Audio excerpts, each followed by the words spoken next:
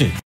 It's Weed Talk Live with Curt Dalton from Cannabis.net and Jimmy Young from Pro Cannabis Media.com. We're here in our home state of Massachusetts. Did you ever think we'd be talking about cannabis as a legal commodity?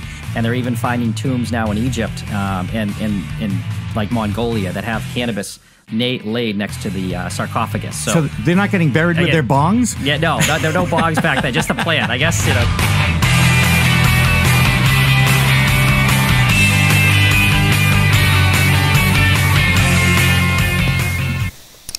Hi, everyone. Welcome to Weed Talk Live. I'm Jimmy Young. And I'm Curt Dalton. And we have a great show planned tonight. We have some very special in-studio guests. We have some great guests on the phone.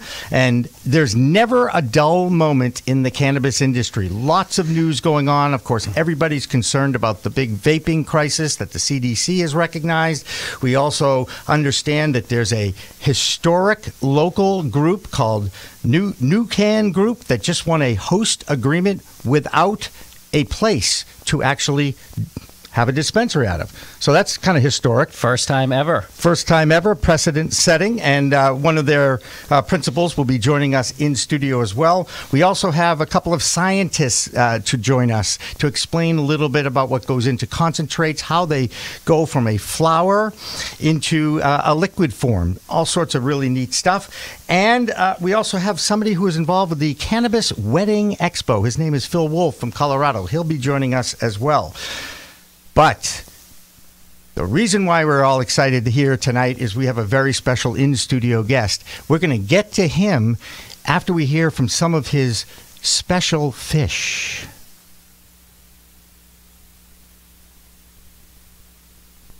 He said.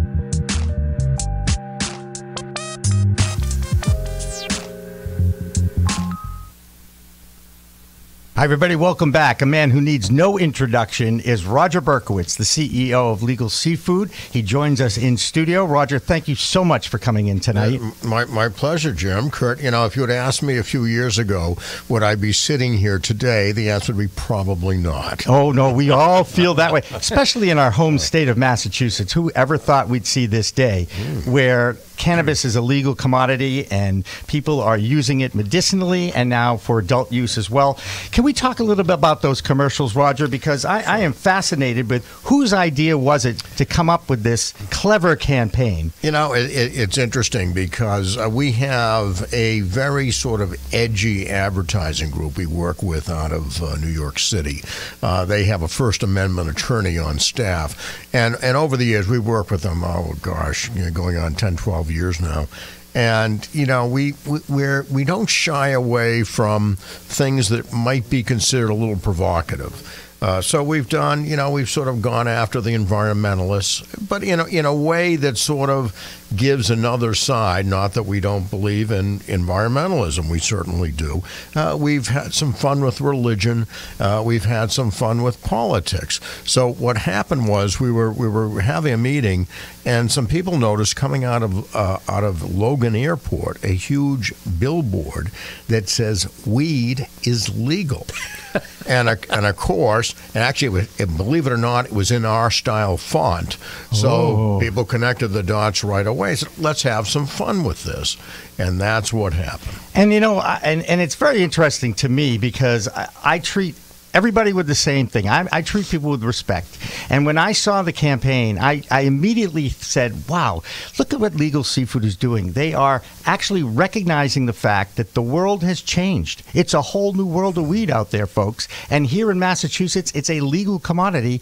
And Legal Seafood now has given respect to the fact that there is a whole new business in town. There are people that are enjoying this. And I gave you big time kudos. I really did. Well, thank you. And it's interesting. I think one of the things that we think about is that our demographics are very wide and broad based, and so it's not one group in particular. And so we feel that we really should be appealing to everybody and everyone. We want to get our message out there, and weed seems to be a pretty good medium at this particular point. Everybody has an opinion about it, whether they use it or not, right? That's correct. That is correct. And I give you a lot of respect for that. Curt, you got a question? Because Sure. I've got a whole bunch here, but go ahead. Is there plans for Legal to incorporate CBD in the future to some of your dishes? That was Not the obvious one? It's a fair question, right? And I happen to be a pretty big proponent of CBD. I think that it helps me sleep.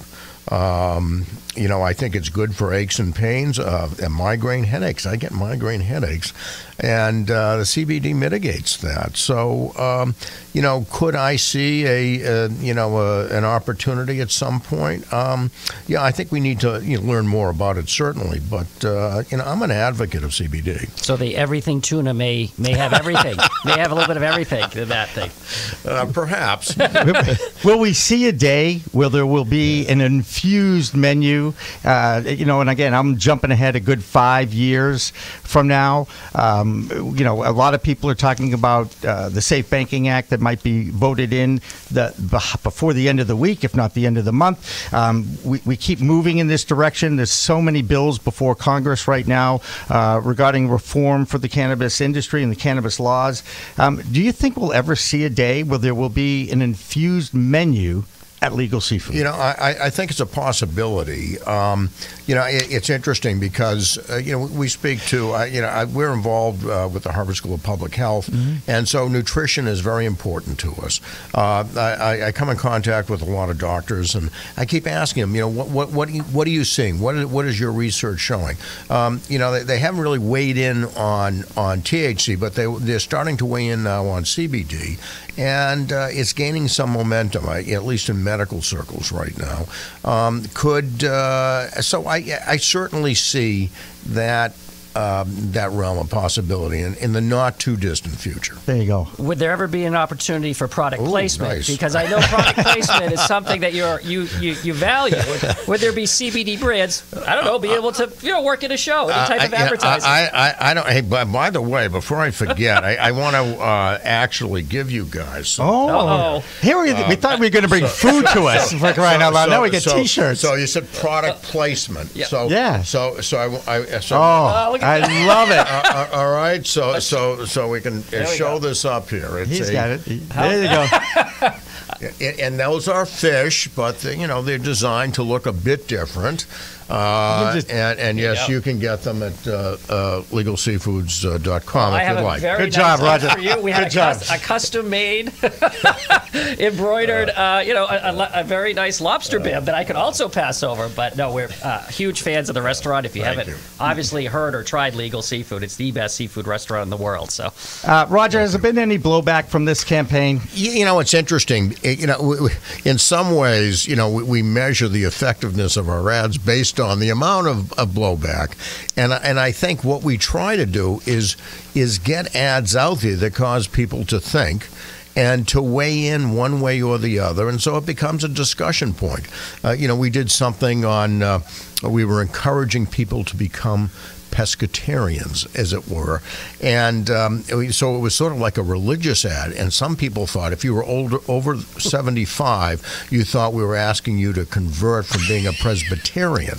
So it got. Had we gone too far? That was kind of the discussion. Just try the snapper. That's all we want. Just try the snapper. Right. So, the same thing. So we thought on this thing. It might be. We didn't know exactly what was going to happen. We truly didn't know if there would be a lot of blowback.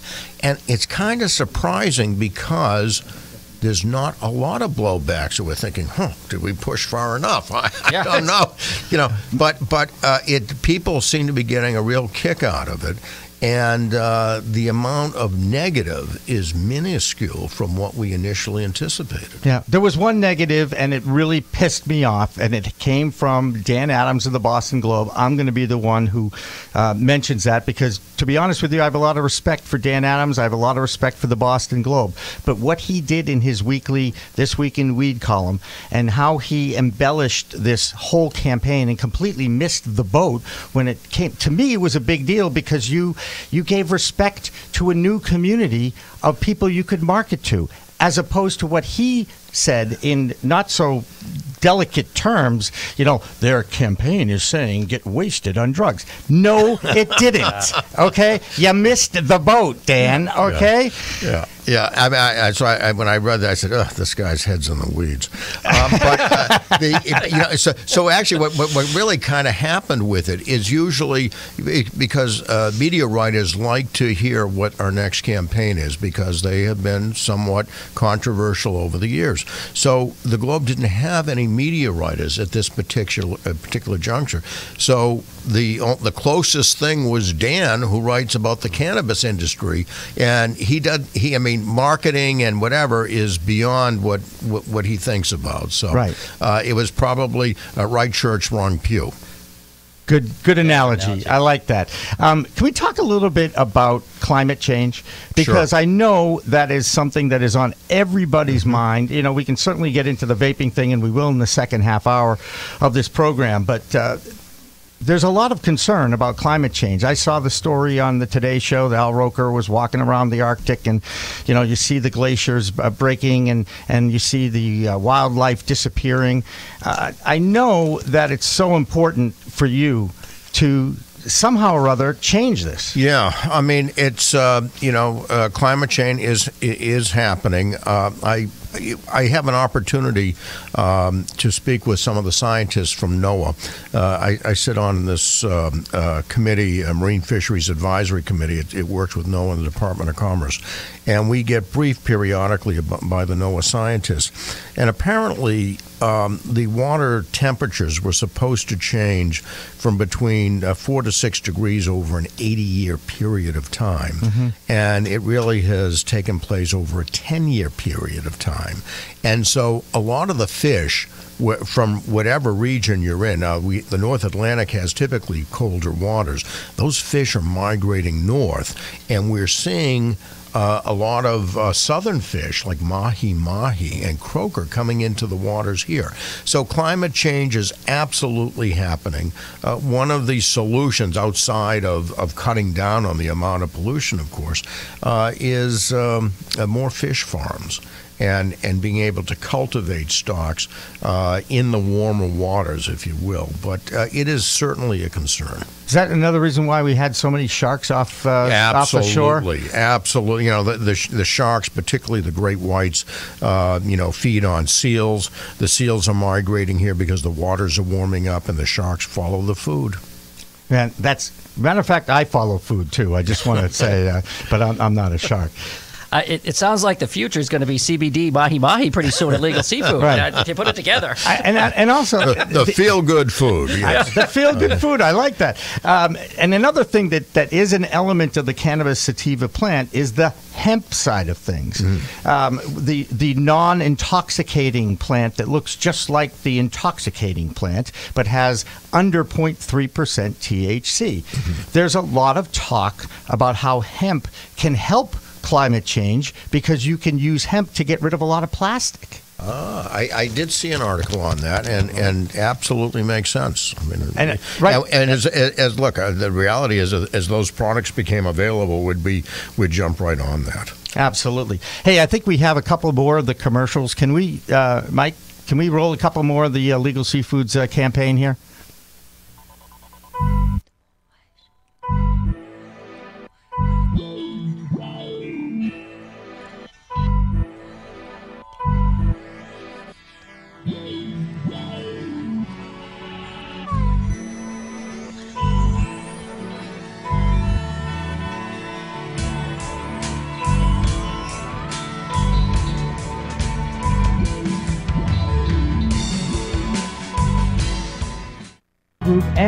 ProCannabisMedia.com.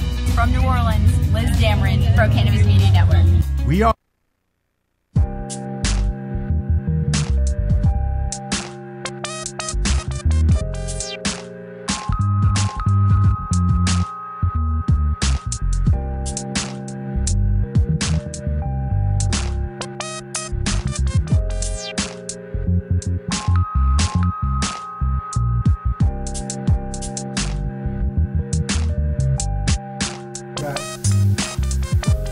It's Welcome to Legal seafood, and embracing the fact that it's now legal in Massachusetts. I think it was a brilliant campaign. Roger, can you have any? Do you have any anecdotal stories about people who have reached out to you personally about this campaign? You know, I guess people are coming up to me and it's wild. They think it's funny. Now, I did get an email from a woman who I know and has been a great customer. She's saying, I don't get it. And I go, what do you mean you don't get it? I don't get it. What is salmon? I don't get it. So, and this is a very bright woman, and I said, this is what. Oh my God! I didn't even realize that. It completely went over my head. There you go. So a lot of the people who are seeing the ads aren't connecting the dots, and so the good news is someone is telling them, then they go back and really focus on it. There you go, and I think that's really important too, because it is code, kind of. The 420 is kind of code Yes. for the universe, right? And we've talked about the origination of it. We know the Louis Pasteur statue at 420 in the afternoon, and in California, a bunch of guys, would meet there and get high, and that was how it all started. I'm actually going to order the 420 Haddock CBD special this week. Legal. It's done. That's going to. We're there. Actually, we have we actually have a happy hour, and it starts at 4:20. Of course it does. You're the best. I love that, Roger. Come on. I love that. Let's get back a little bit to do you measure ROI on the effectiveness of the campaign? How do you measure that, or you just look at your week's revenue and say, "Hey, look at that, we got a bunch"? Yeah, I mean, there are different kinds of advertising. We do more marketing, imaging kind of advertising. Of course, when we run ads over a particular period of time, we certainly look for a bump. But it's for the overall cumulative effect. It's not, hey, come in and eat the salmon today. It's more of an imaging kind of scenario. I know you have restaurants outside of Massachusetts. Are these campaigns running outside of Massachusetts or not? Right now, not. Okay. Right now, not. I think we will start to run them in D.C. coming up, though. There you go. So the Alabama and the Mississippi legal, no go? No go on that one yet? I don't think they're ready for that just yet. Tuscaloosa legal, sorry. No 420 special. Hey, one thing that the three of us actually have in common is a affinity for the Boston Celtics. And I know I was doing some research on you, Roger, and I listened or watched or I read another interview, and you have a great story about Red Auerbach that I want you to reach back and talk a little bit about it, because I got to tell you, as a sports guy, meeting Red Auerbach once in my life was still one of the greatest thrills of my life. Red Auerbach was one of a kind. Oh, yeah. And I think I had the privilege of knowing him, oh gosh, maybe about 25, 30 years ago when I first met him. And what I love about Red is that he said what was on his mind regardless, and you had to pay attention and take note. He goes, you may think this is a little thing, but to me it's a big deal, and it usually was a big deal. So there are a number of stories about Red. One of them I love, and when you could still do when some restaurants still had smoking allowed in the restaurants, I put in, Red was kind of an iconic character, of course, and he loved his cigars, so I said no pipe smoking or cigar smoking unless you're Red Auerbach. And so Red would love to come in, and at the end of a meal would love to light up. And he had loved it when people came over to him and said, oh, sir, you can't smoke. He goes, hey, take a look at the menu. It says I can, so I am. Pulls out his ID. Said, "That's me." I don't think he needed an ID. I was just saying, not in this town, right? Not in this town. Another reference to sports, because as you know, I'm still very passionate about it. Eddie Andelman used to say about Massachusetts, it's sports, politics, and revenge. Now, as we look into the crystal ball about what's going on in this state as far as the rollout of the cannabis industry, there's a lot of politics involved, and as you might expect, maybe a little revenge too. Do you follow what's going on in the cannabis industry as far as the issuances of these host agreements or licenses? I have to admit I'm more focused on selling fish. But I expected that, by the way. I'm a fishmonger. I get it. And fish has to be fresh. So I read a little bit of it, but I must admit I'm not really ingrained in the politics of it. That's good. Good answer too, by the way. That was very, very politically correct of you too. So we've talked a little bit about CBD infused into food. Do you expect to see it into drinks? One of the companies that we were going to talk to this guy about cut a deal with the Constellation Brands and Big Liquor now is getting involved on the cannabis side of things. They want to infuse their beers and their liquors with the CBD, the magic elixir, if you will. Will that be an easier sell than the food, or do you even know? I suspect that infusing alcohol would be an easier sell because people are expecting, at least when they have alcohol, some kind of high as a result of it, in addition to tasting good, of course.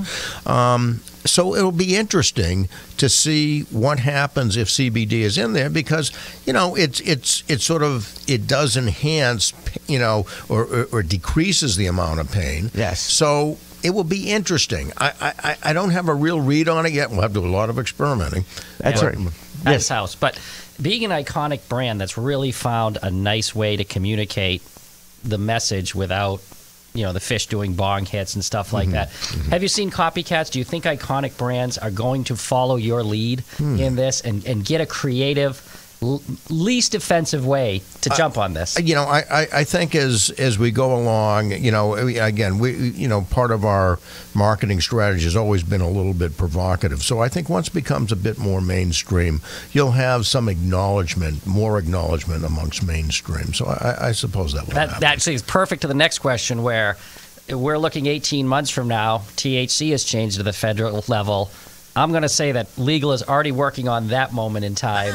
When everyone is caught up to you, you're about to do the next jump that no one sees coming. I don't know, and I can't comment on it. Roger, we've been legal a long time. Okay, you can file that one away. All right, that's okay, and happy to do that.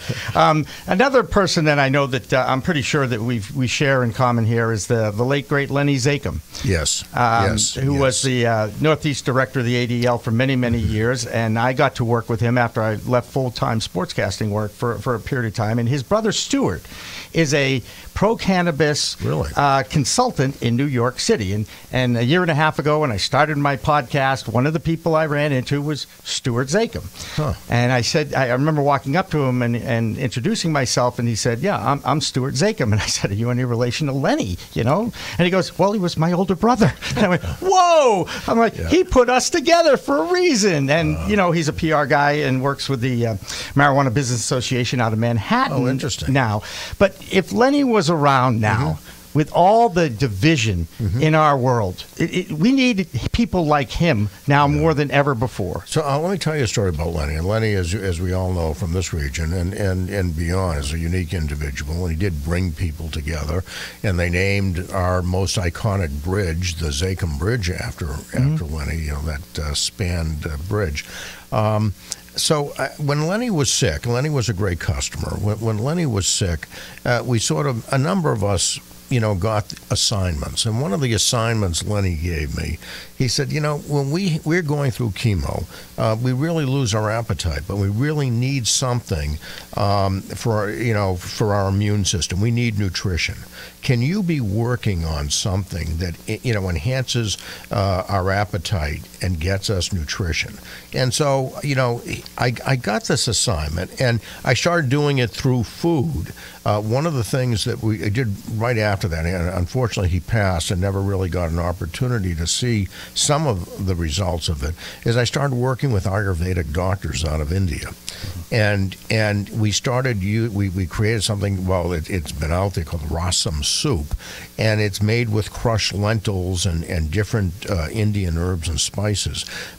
And we started to actually bring it to folks at the Dana-Farber Institute, and doctors and patients started to say, hey, you know what, we can eat this, and this tastes good, and we know it's good for us. So he was already on that track early on. Yes, he was. And I know that he was someone who used it during his chemotherapy. It helped him through that. And Lord knows we all have stories about people who know that cannabis has changed their lives. It made it easier to get through these horrible radiation treatments and chemotherapy that's out there. And I don't think anybody wants to deny a cancer patient with anything that will help them get through that time. And, we all know that the science and research now is building up. It's why Washington, D.C. is looking at this and trying to reform the cannabis laws in the United States. And it's just amazing that Massachusetts is leading the way in a lot of this efforts, and a lot of these efforts, Roger, I so appreciate you coming in here tonight in so many ways. And it was great to see you. And again, keep up the good work. I told you this out in the lobby. I said it is the most consistent food and restaurant experience I ever have at any restaurant. It's always good, and it's always legal.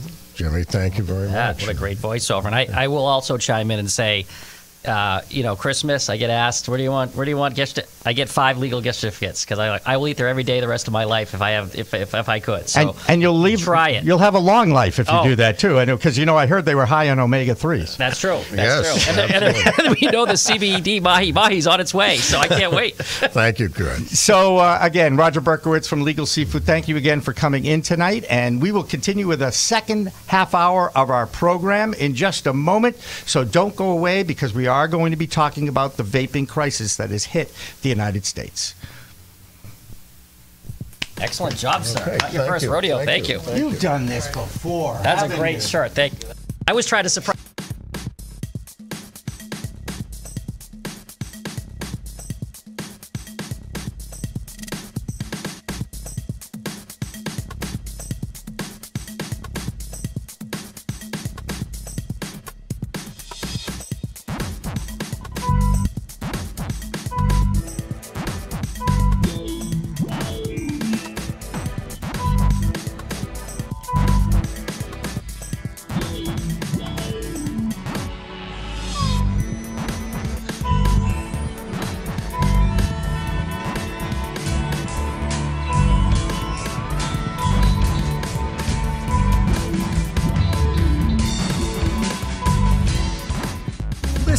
Cannabis-friendly events. We are interviewing cannabis experts on the podcast In the Weeds with Jimmy Young. You were one of the co-authors of Question 4, which paved the way. First of all, how did you get picked for that honor? We write laws, regulations, we advocate for them, and then we get licenses and we keep them compliant. We are The Cannamom Show with Joyce Gerber. A different way of understanding how cannabis impacts your body, which is very different from alcohol, which I think that's the big message that has to get out. And also much less harmful. And much less harmful. We are a digital media company for the cannabis industry, telling their stories in their words. There's nothing like having patients come back and say, I feel better. I am confident that Congress is, at the very least in this current Congress, by next year, going to make it legal make it clearly legal for banks to take marijuana accounts, which is a big step forward. I also teach cannabis law at my alma mater, Suffolk Law. And what? She's just getting started. You know what I'm saying? My goodness, this is crazy. So then combining my background with chemistry and in microbiology, I really wanted to bring that data-informed science into my cannabis practice, and I started working actually at a few dispensaries in Massachusetts. It's a whole new world of weed out there. I never thought I'd see the Red Sox win a World Series, let alone 3. Yeah. Okay? I never thought I'd see the Patriots win a Super Bowl, let alone 5. This is tape. Okay. We are ProCannabisMedia.com. Subscribe today.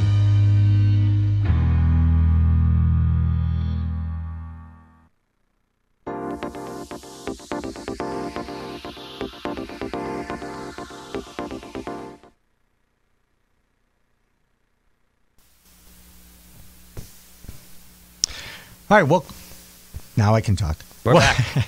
We're back. Welcome back to Weed Talk Live. I'm Jimmy Young. And I'm Curt Dalton. And we welcome in Chris Liska, who is the Chief Science Officer at Alternative Compassion Services, one of the better dispensaries in the Massachusetts area, down in Bridgewater, Massachusetts. And Chris, thank you so much for coming in tonight. Thanks for having me. And tell us a little bit about what you do as a Chief Science Officer at a medical dispensary. And get a little bit closer to that microphone so that we can all hear you, too. There you go. Good job, Curt. You get an assist on that. Woo. Basically, oversee the extraction of cannabis products that are made into concentrates for various products. From distillation, where we create a distillate that's used for topicals and edibles. We also have vape products that are extracted, and we have several different types of extraction that we use depending on what we're making.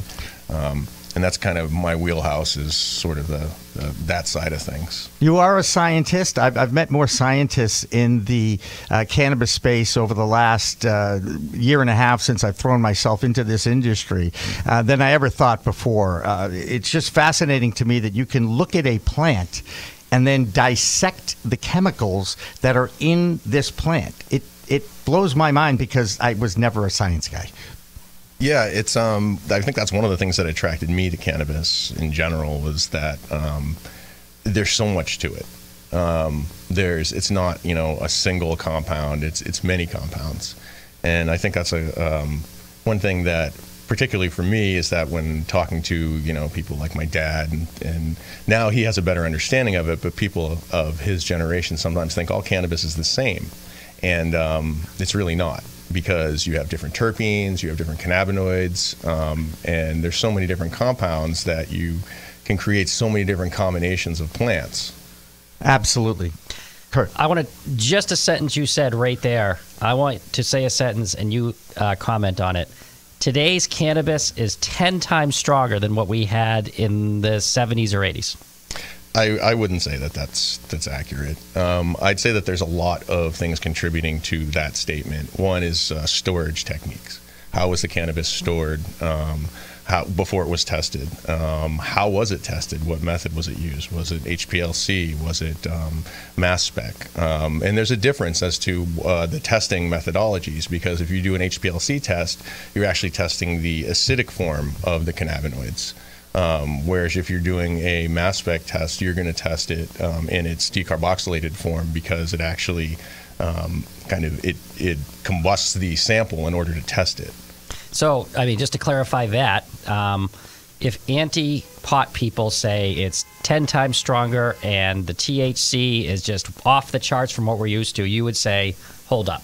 Right. Yeah.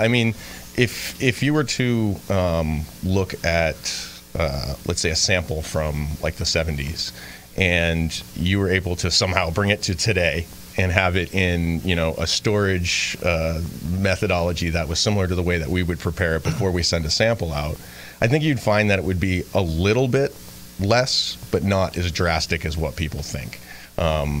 Obviously, you're going to see some increase in cannabinoids when you have indoor growing. You have, people have gone to a greenhouse, and there's a lot of evolution of the plant, and people being involved with its growing that's changed that. So I'm sure that it's improved the cannabinoid levels to a certain extent, but I wouldn't say that it's that astronomical now. One of the words that seems to accompany the cannabinoids and the new verbiage about cannabis is terpenes. We hear this a lot. We hear about myrcene and other scenes, and please explain to our audience what a terpene is and how important it is actually in the development and the of the concentrates. So there's terpenes are aromatic hydrocarbons. They're a component of the plant that, in this case, gives it its smell, and they interact with other aspects of the plant, the cannabinoids, the aldehydes, ketones, ethers. There's a lot of other things that are in the plant, not just terpenes, that contribute to what's referred to as the entourage effect. The entourage effect is something that is present when you have one compound that its effectiveness will be increased by the presence of other compounds, and that's what's happening in the case of cannabis, is that the cannabinoids are more readily able to cross the blood-brain barrier because of the presence of terpenes and ketones, aldehydes, things like that. Which that's why it's a misnomer. A lot of people think that when they look for cannabis, they're looking for high TAC, they're looking for high cannabinoid all the time. And they're, in a lot of ways, missing out on a lot of really, therapeutic potential strains, because there's so many out there that are high in these different terpenes and different compounds that may not be a 23% THC strain. It may be 14, but it may have, some THCV in it, and it may contain, a high amount of, beta caryophyllene or something like that, or, there's a different. I'm sorry. I think I was not a science guy. He's wicked smart, dude. Wicked smart. He had all these scientists. It's amazing. They use words. Not only don't I know what they mean, but I never heard these words before. And that's kind of, you could make fun of me if you want, because it is what it is. You can do that. So this is a great point you brought up. A lot of people might not know the entourage effect, and we'll make fun of Jimmy later, is that the world is shifting to CBD from hemp, and so many people say, "I don't want THC. I drug test. I work. No THC." For those that are in the industry, know there's a little debate. Entourage effect, whole plant medicine. You need all those cannabinoids, all the other things in that plant for your arthritis, for your PTSD. It's not about getting high, but we don't understand the plant enough to just say, give me THCV and CBD. So can you explain why? I assume you're a fan of whole plant medicine and Correct. What the entourage, is it real, and what does it mean? Yeah, there's the whole plant encompasses so much more in the activity of what the plant can do. If you have let's say you have a really uncommon cannabinoid for some reason present, like THCV in a high amount. That by itself is not really going to be, it may have some appetite suppressing qualities to it, but it's going to be much more effective when it's in combination with other cannabinoids like THC. The same thing's found to be true with CBD, is that CBD in a lot of recent experiments and studies has shown to be more effective when it's with some THC, very small amount. So, and then the addition of terpenes obviously makes a big difference there as well. The big thing I think with a lot of the CBD products that we're seeing is that they're isolates. Because when they do a hemp extraction for CBD, and they're going to export it from a state to state, they can't have any THC in it. Right. So it has to be remediated, and all of the THC has to be removed. So then you get to the point where you only have 99.99% CBD. You've removed all that stuff. There's no terpenes left. There's nothing else at that point. So I'm sure it has some therapeutic value, but not as much as it did when it contained those terpenes, which is why when we do a CBD preparation, I prefer to use we decarboxylate the plant material, and then we do an extraction where we leave the terpenes in, which is unusual because usually you destroy the terpenes, but we're able to separate them in the process we do and then put them back in. So it has a more pronounced effect. And in just a few minutes, we're going to bring in Dr. Jordan Tischler of Inhale MD, and I'll tell you a little anecdotal story about Jordan at that time. But he is one who has warned anybody who would listen, and he has spoken at many conventions about the dangers of vaping. There's been a lot of concern about what goes in this particular concentrate. Again, it really shows why regulation is going to be so important, because most of the medical dispensaries, in fact, I will say all of the medical dispensaries in Massachusetts, have everything that goes out to the public is tested by CDX labs, MCR labs, take your pick of the lab, that's safe. I just want to make sure that people understand that if you are using a concentrate from a medicinal dispensary in Massachusetts, those concentrates are still safe. Now, the question is, what happens when it gets vaped? Now, can you take me through that a little bit? Yeah, so there's a couple things about vapes. One thing that's critical when you vaporize something is that it doesn't contain lipids and wax. So one of the things that we do with products that are going to be vaporized is it goes through a dewaxing or winterization process where we're able to remove those lipids in that wax, and then it gives it a much cleaner vaporization. You don't have any of the degradation products that are created, and it avoids things like lipoid pneumonia. That's one of the issues that you see with a lot of unregulated carts, street carts, things like that. They're not required to meet any kind of standards, so they're cut with all kinds of different things to change the viscosity of the oil in order to use cheaper carts, in order to get more carts. And a lot of the things that people are using are not really meant to have ever been vaporized, like vitamin E acetate. Yeah. I mean, that, for instance, is obviously something that is problematic. Right. Yeah, and we've seen now 7 dead, 530 lung diseases reported by the various states to the CDC, and it is a concern. And we are going to talk more about that with the doctor once we get him on the phone. We have him on the phone. We do, so we can actually bring him in right now. The good doctor, Dr. Jordan Tischler, joins us. Hello, Jordan. How are you? I am well. Thank you for having me on. Well, this is, when it comes to this kind of thing, I go back to when you and I first met in March of 2018, and I sat in one of your breakout sessions at the New England Cannabis Convention, and you warned at that time about vaping. And here we are, where you get to say, I told you so. Right, Jordan? Come on. I guess I do. I get to say I told you so. It doesn't make me feel very happy about it, but here we are. Tell us about where are we right now as we look at the vaping, I'll call it a crisis, and what is your concern as a cannabis expert who has his patients, obviously. This is your most important thing, is your relationship with your patients and what you tell them. How do you, I'm sure you've handled a lot of questions about this over the last few weeks.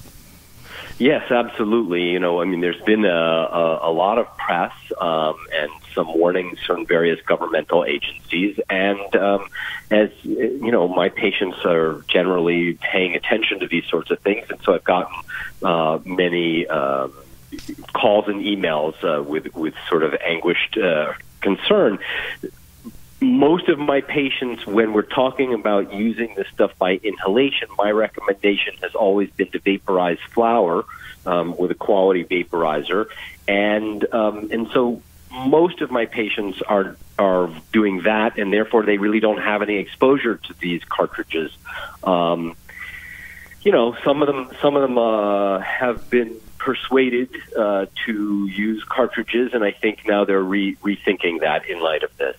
There are many issues here. There's obviously your other guest was mentioning some of the additives like the vitamin E acetate. That's clearly a problem in the current crisis, as you called it.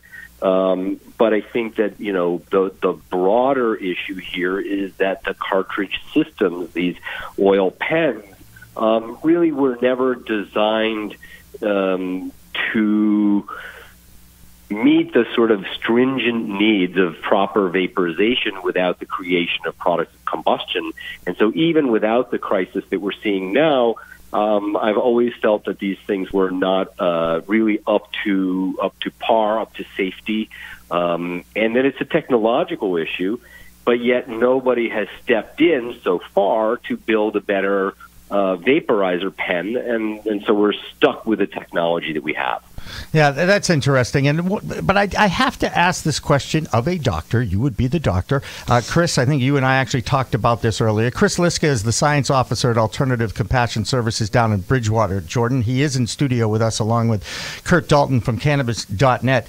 And one of the things that I've been reading up about how the doctors are looking at putting not a gas like oxygen or smoke in your lungs, but actually putting a wet product, a vapor product into your lungs, and the effect that that has on your lungs, making it more susceptible to viruses and bacteria. And yet I hear you say it's still okay to vaporize flower, but it's still putting a vapor in your lungs, isn't it? Well, I mean, vapor is... I guess that's a good question. The reality is that it depends on what that vapor is. It's not simply the issue of its being, a liquid in its semi-gaseous state. So, we all breathe water vapor, right? That's in the air, right? Steam. So it's not simply the issue of its being a liquid. It really depends on what that liquid is. And so one of your other guests had mentioned something about lipoid pneumonias, and that's a very real risk when we inhale a volatilized oil. That's not burned oil. That's just oil that has become a vapor that we are inhaling. And the problem is that when we get that oil into our lungs really don't know what to do with that, and so you get this kind of inflammatory reaction.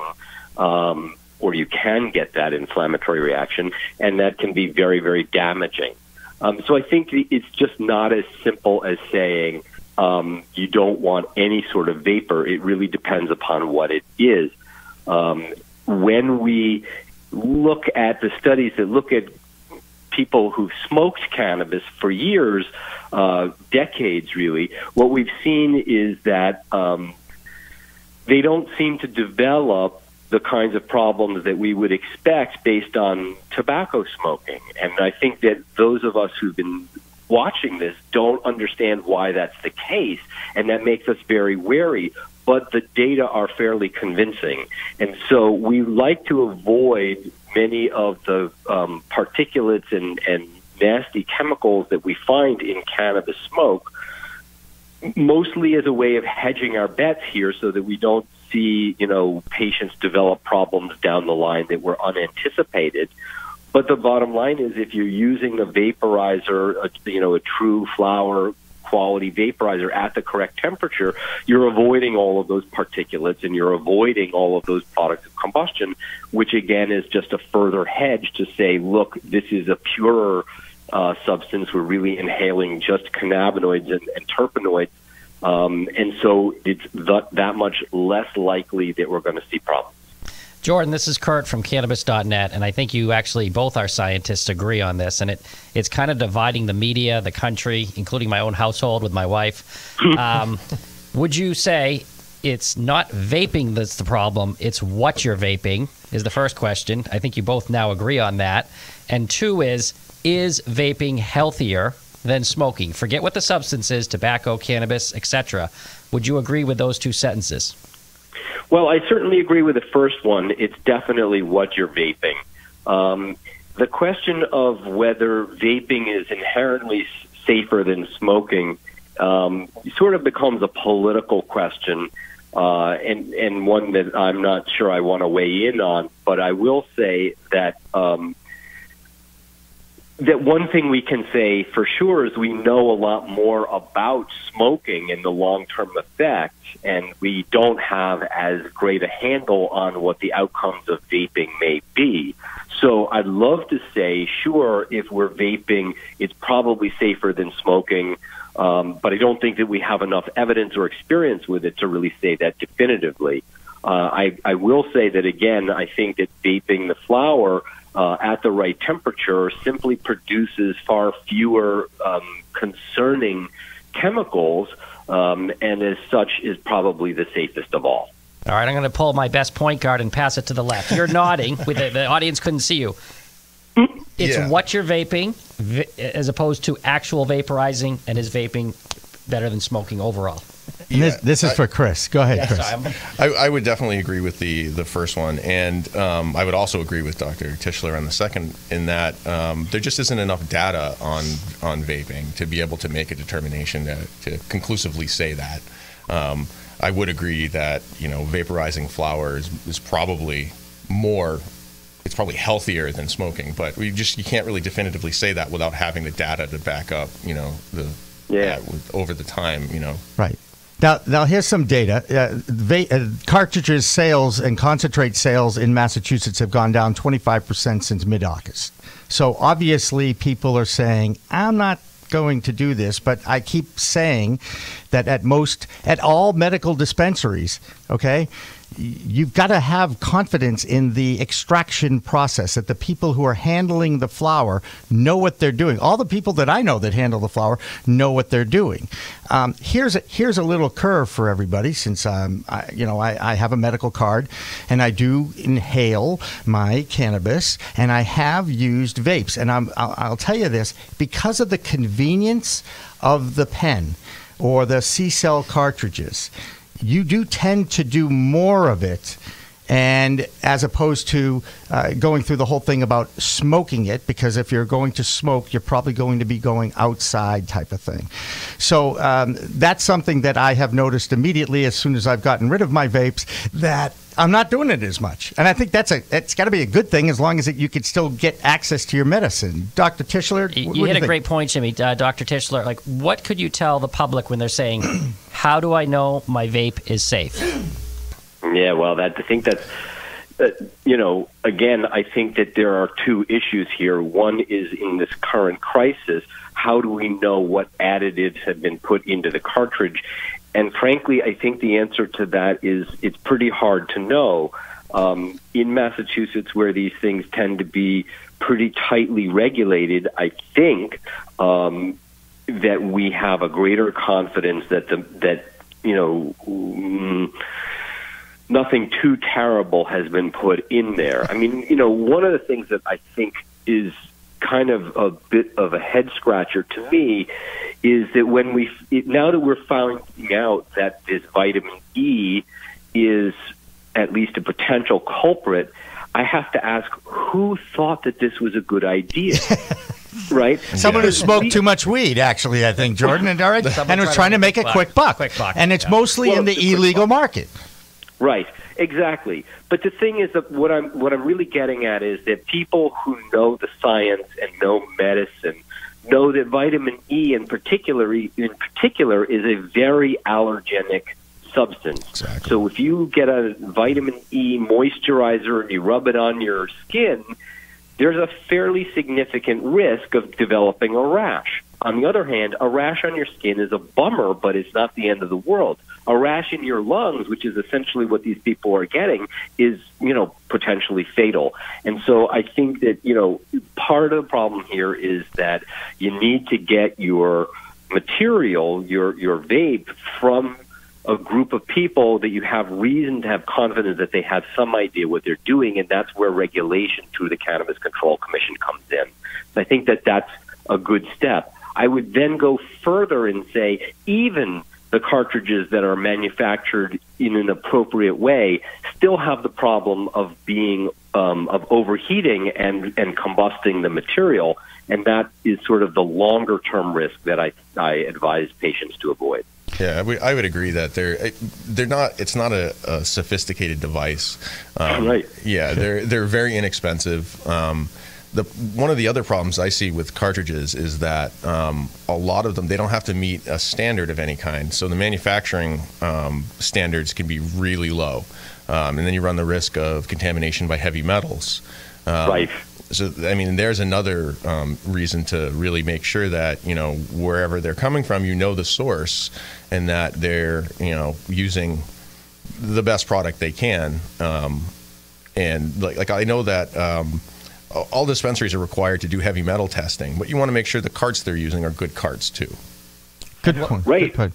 the oil may have no heavy metals in it to start with, but by the time it's been vaporized through a device that is emitting the heavy metals itself, then your exposure is still there. And the flip side of that is, just how much responsibility do we think can reasonably be left on the shoulders of a patient to know all of these things about what's in the cartridge and whether the device is well made and that sort of thing. And I think the answer, when I think about my 60, 80, 90-year-old patients, I think that that's asking an unreasonable amount of savviness on their part, and that the fundamental essence of a patient is that they're only really looking to feel better.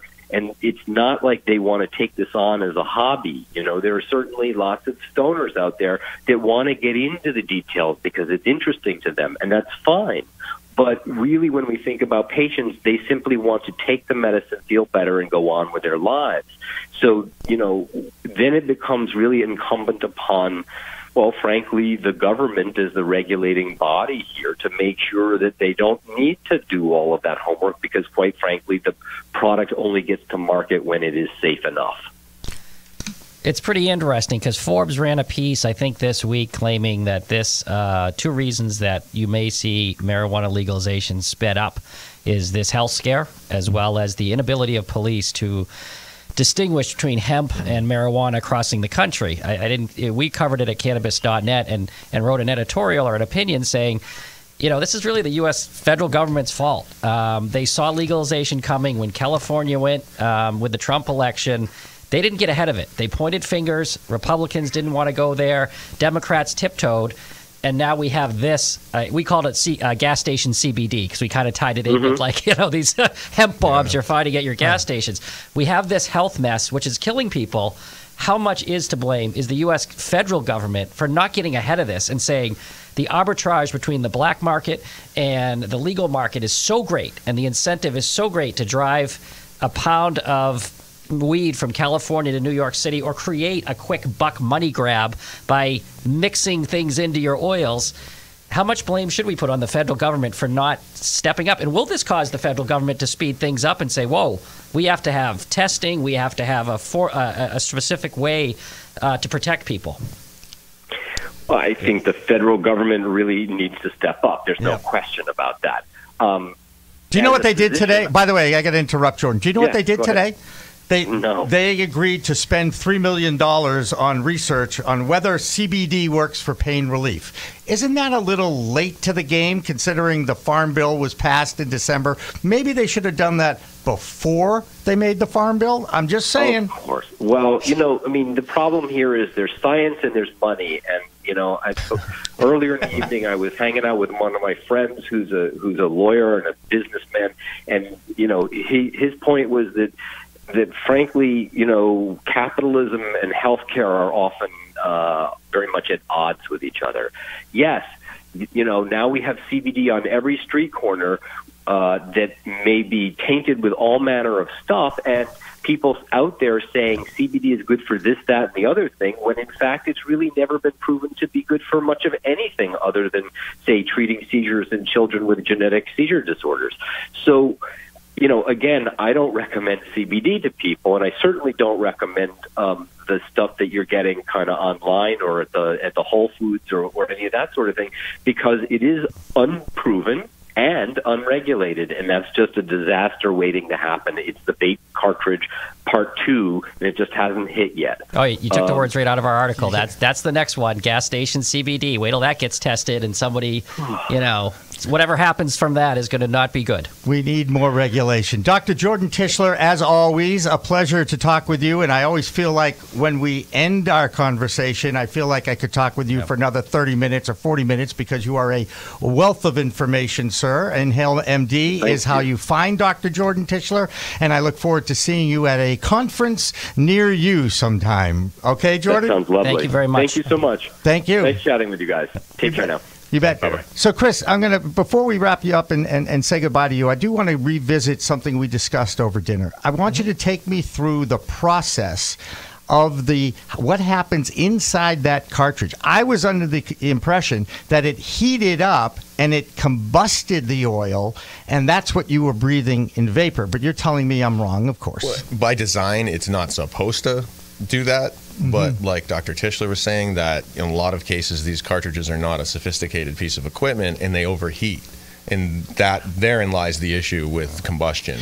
They're supposed to heat to before combustion just to vaporize whatever's in the cartridge, but that isn't always what happens. It has to be a higher quality cartridge. Yeah, we've been able to show a couple of videos of your lab that you built. Can we just run that? We're going to go overtime a little bit here. I'd like to run it again, Chris, and just walk us through it. I mean, I know I see a lot of beakers, and I see a lot of liquids, and I see some other stuff. Can you explain what's going on here? There are the cartridges being filled, right? Cartridges, yeah. Those are, they look like they're distillate cartridges. The Grateful Bread, we got by the some way. Chem Dog in there. That's right. Yep. And what do we have here? We've extracted the stuff, and now it's goo. Well, so in some cases we do a CO2 You're extraction. a scientist, aren't you? And there's CO2 that's left in the oil when it comes out of the extractor. So we put it on a hot plate in order to get some of it to boil off. He's actually carbon scrubbing that right there to remove chlorophyll from it. Wow. That's a warm ethanol extraction that's going to be winterized. Actually, it has been winterized now. And patients can come into your Bridgewater dispensary and get your products that we're seeing here. Yes. Great. What's the address? It's Elm Street, Bridgewater. Okay, yep. Elm Street, Bridgewater, for those that want to know that this gentleman gives the thumbs approval, which I would trust in a heartbeat. That's right. If you're worried, Bridgewater. And I will say it's outstanding. It's been reviewed very positively, the ACS stuff that's being grown on site. And the cartridges and the concentrates and the edibles, I understand, are some of the best in the biz. That's definitely. what I hear, right? Yep. And again, this is not me. These are all reports that you read on Reddit and some of the review sites. So, Chris, you do a great job, and you constantly amaze me with your brain power, because it is so far ahead and over me. It's bizarre.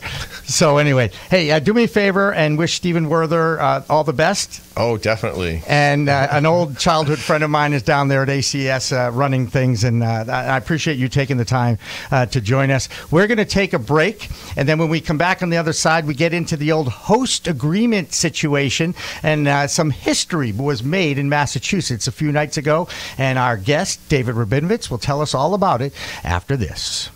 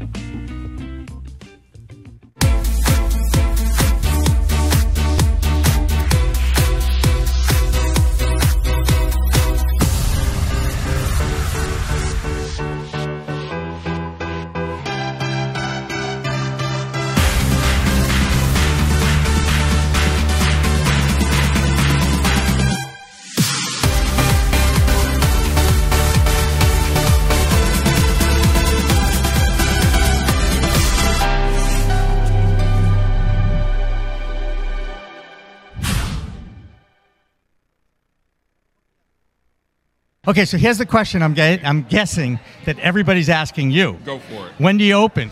Well, we're looking at October, late October. We just got our building permit last week. We have the contractor on deck, and he should be starting, if not today, then tomorrow. We only are doing a soft renovation because the space is in such good shape, so that we don't expect that it's going to take more than 6 weeks. So, you know, we're looking at somewhere in October. We have some good solid leads on supply, you know, so if everything comes together, mid to late October.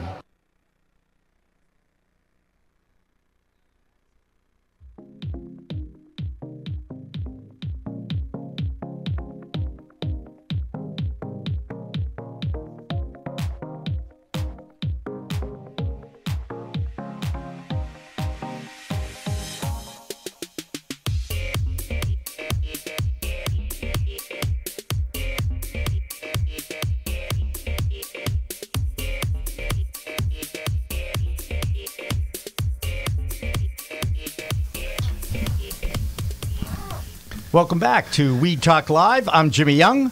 And I'm Curt Dalton. And now we are joined by David Rubinovitz, who is part of history in the cannabis industry in Massachusetts. I'm going to read the headline: Massachusetts Marijuana Company New Can Group secures the first retail HCA, which we all know is the host community agreement, without securing a store location.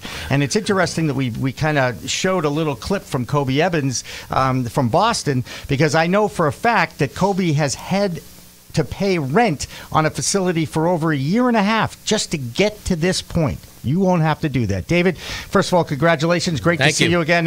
And by the way, we're spending far too much time together. Tell us a little bit about what happened, how you guys were able to do what you did. It was a long road, Jimmy, and I'm very, very thankful to the selectmen in Maynard. They were, as we expected when we first pitched this idea, they were very much opposed to it. Town council was opposed to it.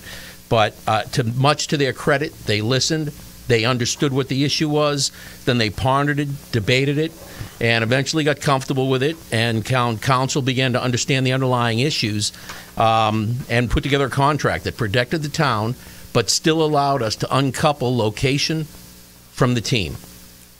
So we did an article about your piece on cannabis.net called I saw that. The Boston Strangler. And to refresh people's memory, what had happened was landlords had become a nodal position, meaning they had way too much power.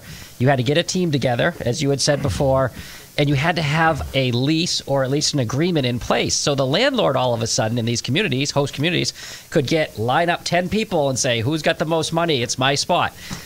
You've broken. Is this a trend for the future, or what are we going to see happen? We're really hoping it is a trend for the future, and we're hoping if it gets enough press and enough traction, a lot of the communities that still haven't handed out all their host community agreements will look at this and realize it really is a lot better for the community for a number of reasons. Just assume that you have 48 teams that are interested in two stores, right? And maybe there's 8, 10 possible locations. When 48 teams descend upon 8 landlords, it's just like you said, it becomes a bidding war. And we've seen it time after time. The rates go up, the landlords ask for a lot of non-refundable deposits, and the people who get to go before the town are the ones with the deep pockets that were able to get the letter out of the landlord. And the best team may be a team that the town never sees or the city never sees. This way, if we break the paradigm, which we have, now the community can look at the teams, pick the teams they want, and then send them out in the community. And what kind of shockwave has this sent through the SE and the EE applicants in Mass? Are they now rejuvenated that they have a chance? They're partying. I can tell you that right now. They're very happy. Yep. Well, you know, I don't know, but I'm going to find out on Saturday. The Boston Freedom Rally is this weekend. At 3 p.m., they have a session on the challenges facing small business in Massachusetts cannabis, and I'm going to hopefully participate in at least part of that.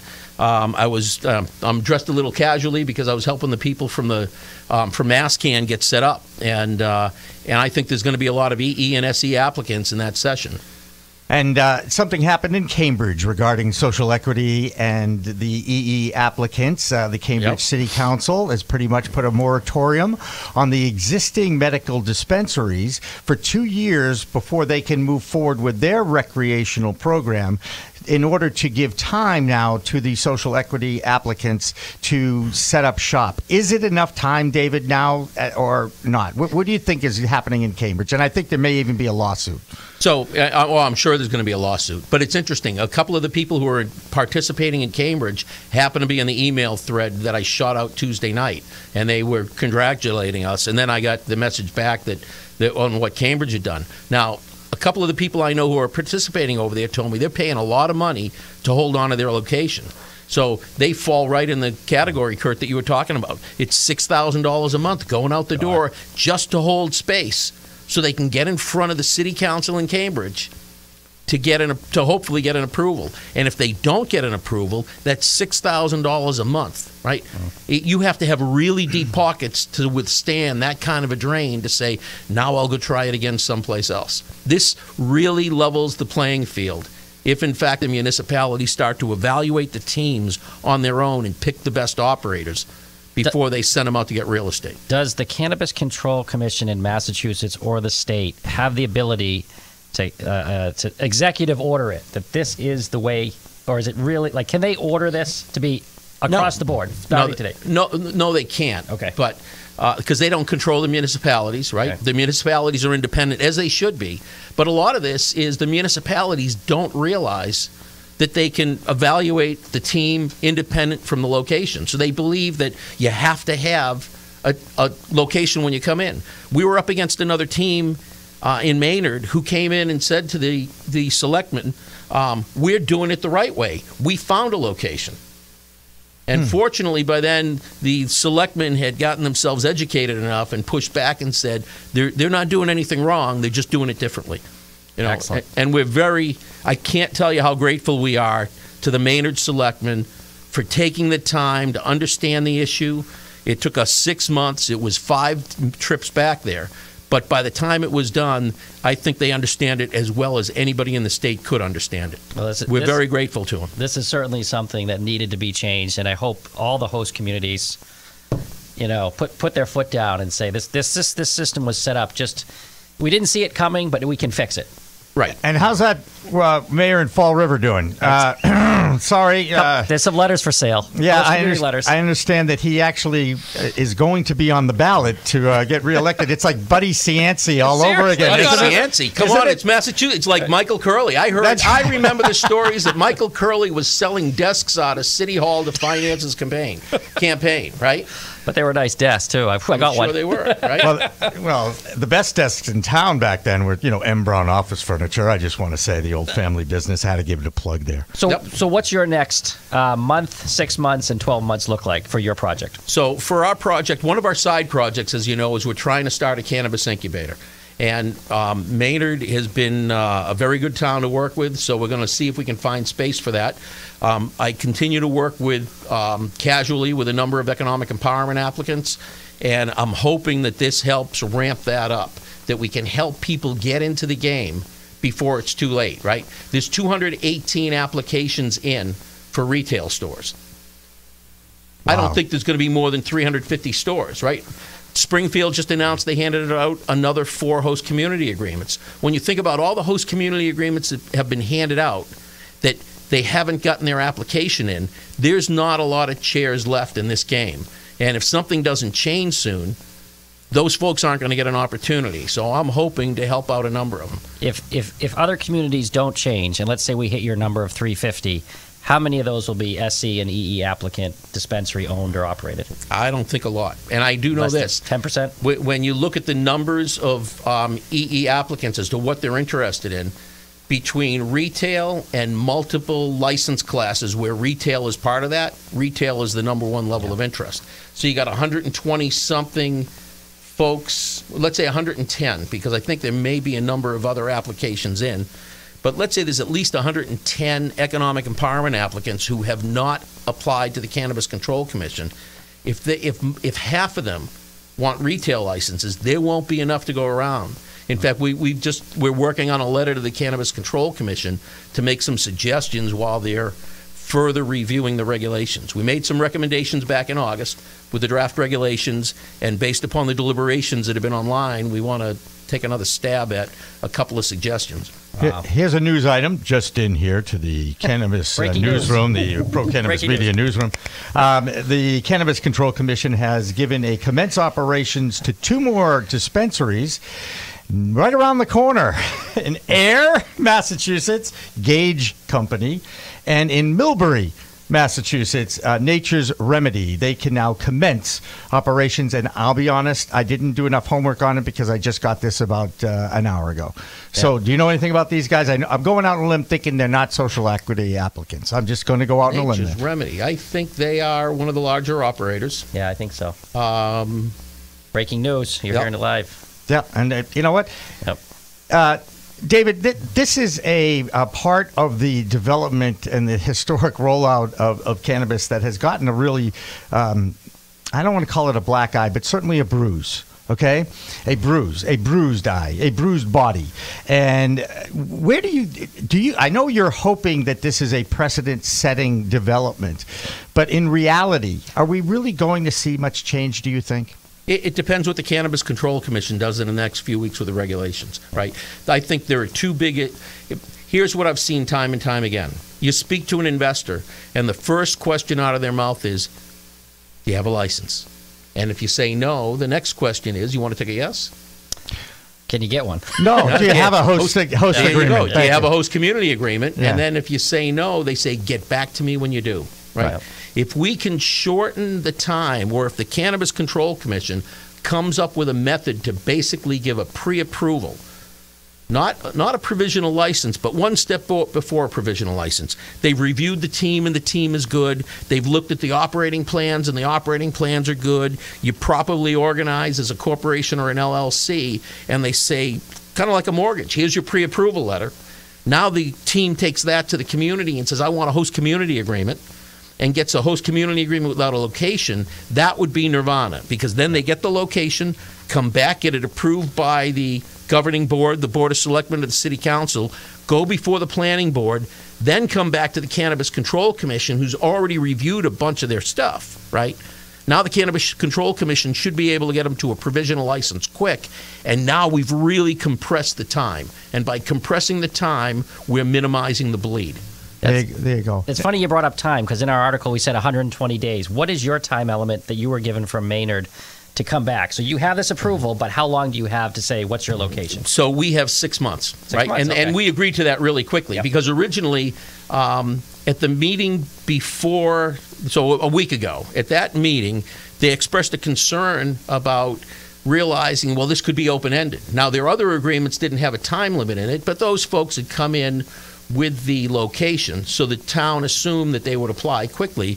And they were originally focused on, we're going to give you a time limit to get your license.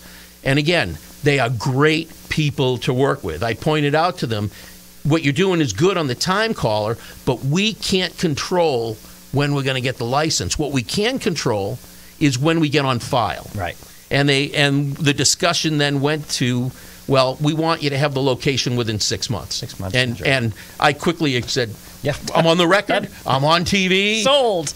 We'll do that. It's very fair, right? If we can't find a location in 6 months, we should be thrown out. Right, exactly. Yeah. And isn't Maynard where Monster.com was, right? Isn't there a lot of mill space out there? There's the mill, but Monster.com, how about for those of us who either have gray hair or no hair, Digital Equipment Corp was born that's right. That's right. They are known as the birth of the mini computer. Maynard is a great little community surrounded by Concord, Acton, Stowe, and Sudbury. And I can tell you they have a great media educator in their high school, too. I've been out there. They have a great program. I believe the kids run all the robotic cameras for the meetings out in Maynard. I think you saw that, didn't you, David? Yeah, not only did I see that, there was a meeting that I wanted to see the video, and the town administrator said you should watch it. And I was lamenting, saying, I've been looking online as to where it's going to be there. And he said, don't worry. He said, the kids are back in school. It'll be up in no time. And they do great work. They do a wonderful job. Speaking of which, I want to talk a little bit about Kobe Evans, a gentleman that I met for the first time on Monday night. The Boston Cannabis Week put together some great panels at District Hall in the Seaport area, and it was about 4 hours of discussions of some of the all the different people from the different parts of the cannabis space. Shalene Title was there. One of the commissioners was there. They had a science panel that was chaired or moderated by Dr. Marion McNabb, and Kobe Evans was on one of these. And let me tell you a little bit about Kobe Evans, because we are talking about host agreements. We are talking about social equity and economic empowerment. Kobe Evans was able to secure that was weird. Okay. Anyway, it's all good. Kobe Evans was able to secure the City of Boston's first, and there are singing Texas lawyers. That's not Kobe Evans. We're looking for him. We'll get him. Anyway, the point being is I got a great interview with Kobe. I want you to listen to a clip. I just hope we have that same effect in Washington, D.C. There seems to be some movement down there, but as you know, you're only dealing with the city, and they've got the whole country of politicians to get through. You encouraged about what you do here about perhaps a vote for the Safe Banking Act? I am, and I think that when you see people like John Boehner and you see Mitch McConnell, who supports the hemp bill and the farming bill, and you see that this is an industry that spans across the country, and people, no matter what side of the political party they exist, they need banking options. So I think it's a no-brainer that the fix is just about regulations. The law is just correct the penalties and fix the regulations. So this is a basketball term, we call it a layup. And now you can see the finish line, I'm guessing, so you're getting even more excited about that. Yeah, again, you're at the finish line. And now, just beginning. And now you have all this work to do. I'm still trying to figure out when you celebrate, because every milestone just creates this new level of work that you have to take care of. And it's like, I don't want to say it's overwhelming, but I am waking up at probably 4:30, 5 o'clock in the morning trying to solve problems. There you go. And you're from Boston. I am. So this is, I mean, again, you got to take a lot of pride in the fact that your hard work, you persevered, and you became the first. Yeah. I enjoy that fact, but at the same token, based on just being a voter, I voted for there to be more people like me, and when that's not happening, I feel somewhat slighted as a voter, because I voted for equity and I don't see it happening as quickly, So yes, I do celebrate the fact that of our success, but as a constituent, as a citizen, as a perfect person who's civically engaged, I want to see more results, So again, it's this, it's bittersweet, but I do enjoy it. So that was Kobe Evans, and his point about the vote. In 2016, the Commonwealth of Massachusetts passed Question 4, legalizing adult use of cannabis. And at the time, the vote was, I believe it was 53% to 47%. You're the numbers guy, David. I think I got that right. Now it's well over 60% in favor of the legalization and the use of adult use recreational cannabis. But it was frustrating for Kobe. He's like, look, a vote used to mean something. People have died for the right of voting, and now we just don't seem to be getting the same result. And he's a little frustrated, as am I might add. He should be, right? The city of Boston should be leading the charge, because it all started here back in the 1700s. I just want to say something. Yeah, but look at the demographics, right? When you look at the demographics of the people who have been harmed on the war on drugs, and you look at the different communities that the Cannabis Control Commission identified, the city of Boston is one of those major communities, and yet they're dragging their feet. And what is just as bad, if you do a dive and look at some of the companies that are looking for host community agreements in Boston, it's the same problem that I've talked about. It is a lot of big companies. Everybody wants to be in Boston. He deserves to be in Boston, right? He's a Boston guy. He's from Dorchester, I believe. Went to Bentley, or Mattapan. And graduated of Bentley University, I might add. Yeah, but even so, he's from that neighborhood. Yep. I was working with a guy out of Dorchester who had a location in Hyde Park, and then it got scooped up from underneath him, and it was just crushing to him. And he deserves a shot at this. But you can't get in front of the city council until you have a location, and the locations are a fortune. Unless you go to Maynard and you work with you. I'm just saying. Look, if there are economic empowerment applicants out there who are interested in Boston, you're going to find me at 3 p.m. on Saturday at the Boston Freedom Rally in the Challenges Facing Small Business in Massachusetts booth in the Education Village, and I'm easy to find. You know what I look like.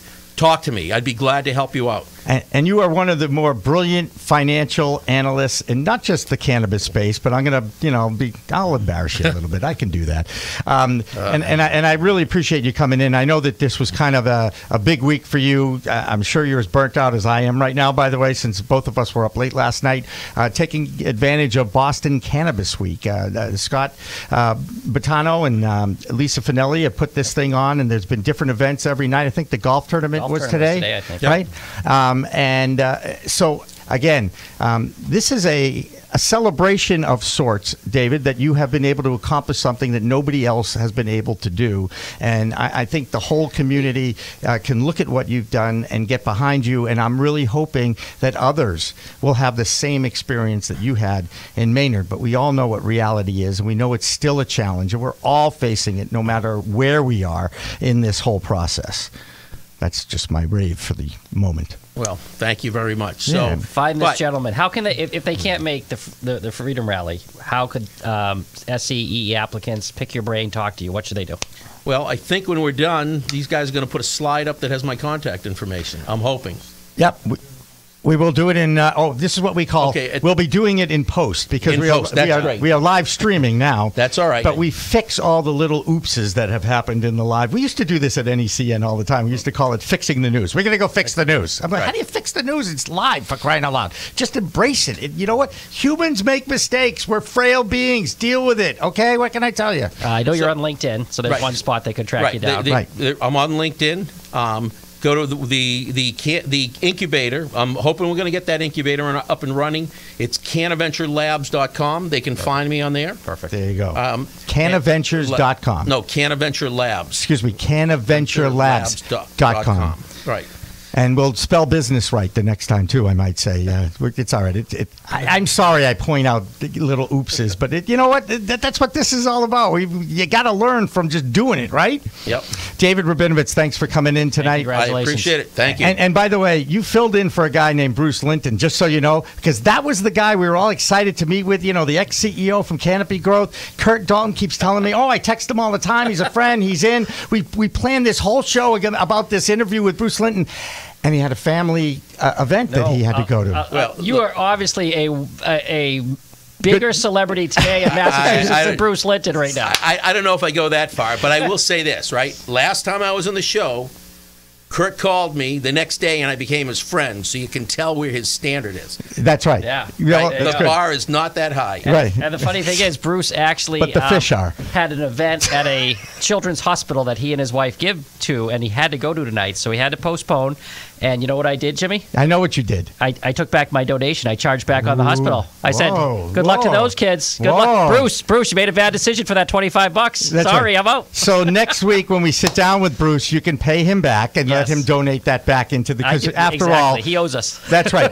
And guilt is a great motivator. We will have an interview with Bruce Linton because Mr. Curt and I are packing our bags and heading down to Iriman. We're going to Jamaica to a conference down there, a cannabis conference out there with some incredible speakers. Yeah, if you're interested for the East Coast people, shameless plug, it's a great conference. It's in Montego Bay, a nice, easy trip from the East Coast.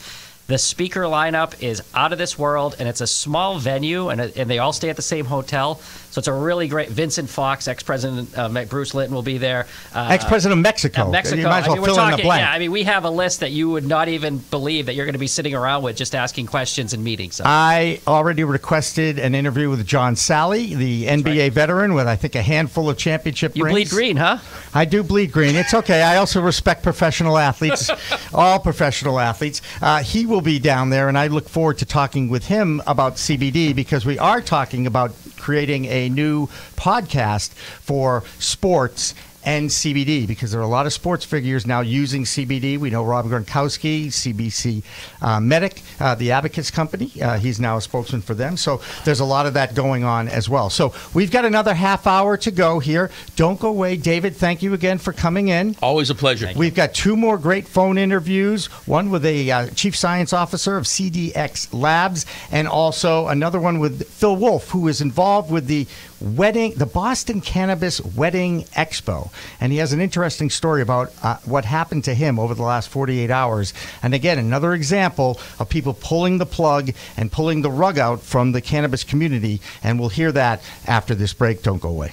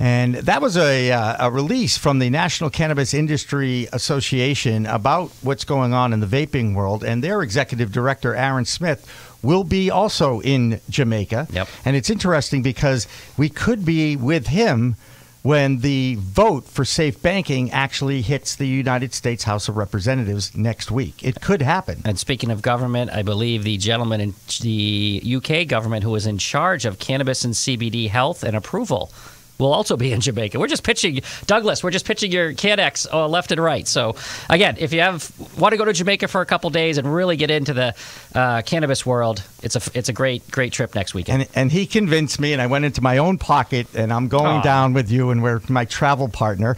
This is Weed Talk Live. I'm Jimmy Young. It's going to be like plane, trains, and automobiles. So, Curt, yes. when I say I'm Jimmy Young and the camera's on you, you come back with I'm Curt Dalton. Thank you very much. Goodness gracious, we'll get you up to speed soon enough. Those on pillows. That's right. And oh wait, the empty seat. That's for Bruce Linton, isn't it? I'm sorry. He's going to fly in next week. We should just put up a mannequin or his face next or something week, like that. He's in trouble on the weekend. A couple of other news items I want to throw out here. One is, are you familiar with Charlotte's Web? Yes. Okay, so the Stanley brothers from Colorado have earned the first, it's weird. First I thought CBC Medic had a patent on CBD, and now I'm reading the first ever patent for a hemp plant.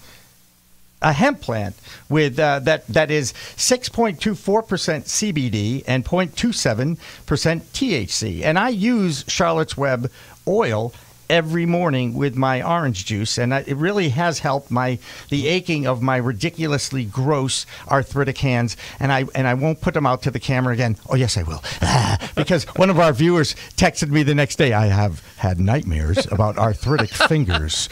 That really scared me, Francesco. I'm really sorry about that.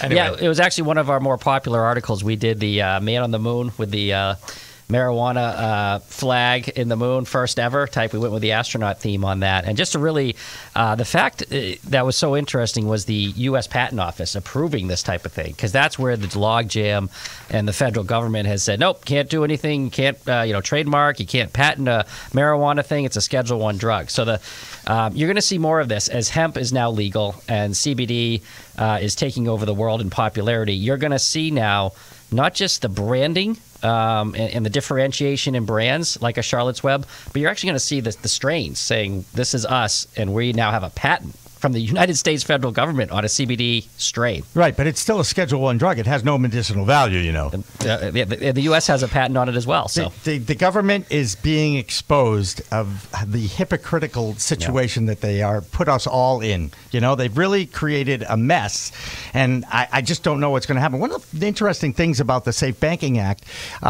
is that a lot of the cannabis advocacy groups don't want it to go to a vote because they're using the public safety and banking as a leverage to get other things passed. And I don't know. To me, it's like, can we just get one win?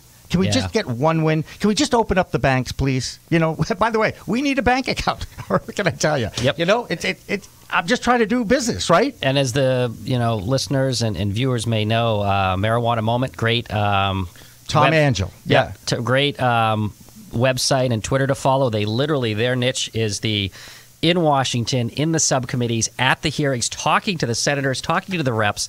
And as they posted tonight, the way they're getting Republicans on board, do you want to tell the story, is guess what they added into the Cannabis Safe Banking Act?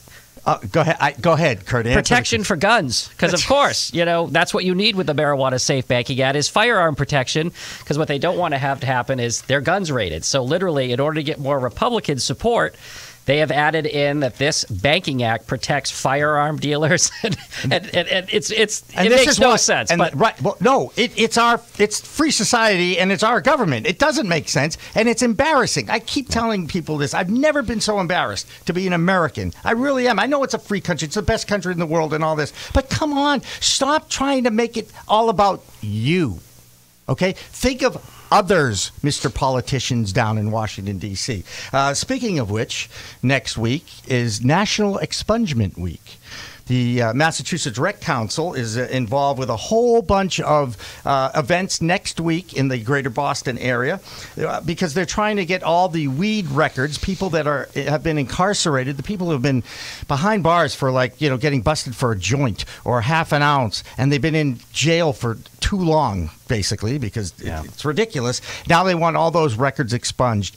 And we can get into prison reform. We could, but, I'm going to try and avoid that one because I too, am pretty upset about what's going on in our prisons as far as that goes. But next week will be National Expungement Week here in Boston. Just Google it and find out where all these events are. It's certainly worth it. They're all over the state next week, too. It's long overdue. The 18 years for 18 grams is ridiculous. And I don't want to make it a political show. I picked on Republicans. The economy's booming. A lot of these people can't get jobs because of a previous cannabis conviction that has no material effect on who they are today or what they're doing in work. So it would be great for the economy as well. Give props where it's due. If a couple 100,000 people could get an offense removed and then into the workforce as opposed to the restrictions that are put on you once you have a drug offense. And if they finally get around to actually understanding the positive aspects of this plant, perhaps we can create some more jobs, because that's the idea. Oh, and then, by the way, you could tax the product and make our roads better and build our education system back, because there's so many ills in our world right now that can be helped just by passing a couple of laws and giving respect to this and moving this forward. What did Tom say? I think there's 1,100 bills that have something to do with cannabis in the United States Congress at this time. And the closest one that's about to go and get voted on, because we had to have gun protection added, is the Cannabis Safe Banking Act, which is still, even with the gun provisions put in, if it gets the right amount of Republicans on, it's what's called a fast track, where it can be approved very quickly, and that's what they're going for. Like you said, can we just get a win? Can we get a first down? Can we get a bank account? Even if it means some things had to be compromised, that's the important victory, and right. It needs to be done. That's right. And we are going to be reaching out to Phil Wolf, who is the organizer of the Boston Cannabis Wedding Expo. He hails from Colorado, and I believe he is on the phone with us right now. Phil, are you out there? I am, Jimmy. How are you doing tonight? I'm doing good, man. It's great to talk with you again, and I'm also joined by Curt Dalton. Phil, can you tell us a little bit about what happened to your Cannabis Wedding Expo? We thought it was going to be at one location in a couple of weeks, and now we've had to move it. Tell us that story, please. Yeah. So we originally planned for the Cannabis Wedding Expo to debut on the East Coast on October 5th at Legacy. This will be our 11th show overall as we operate in LA and San Francisco and Denver and Vegas. And last week, we essentially got an email saying that they were reneging on the contract due to some internal issues, and we could no longer hold it there. And so that's kind of a common story in the cannabis industry a lot of the times, unfortunately. You try to do legitimate business with people, and then you get kind of treated as an illegitimate company because it's still federally illegal. And so people kind of go and, do things like this, unfortunately. But we're looking at it as an opportunity, as we found an amazing venue that we relocated to in Cambridge, and we'll be doing it at the Sheraton Commander on November 10th. So we're really excited about working with them and, working for, a big chain of hotels, obviously, with the Sheraton. And we've already talked with the city of Cambridge, and they're on board with our model. And so we're just going to use it as an opportunity to make it bigger and better. Phil, Curt with Cannabis.net. Our viewers are looking at a very handsome picture of you, and it says Cannabis Wedding Expo. Let's take a step back. What is a Cannabis Wedding Expo, and what would a bride-to-be expect to go to this to learn and to see? Yeah, absolutely. So the Cannabis Wedding Expo is a one-day business-to-consumer event where we bridge the gap between traditional wedding and specialty cannabis products and services. So, a bride can go there and talk to wedding services that are cannabis-friendly.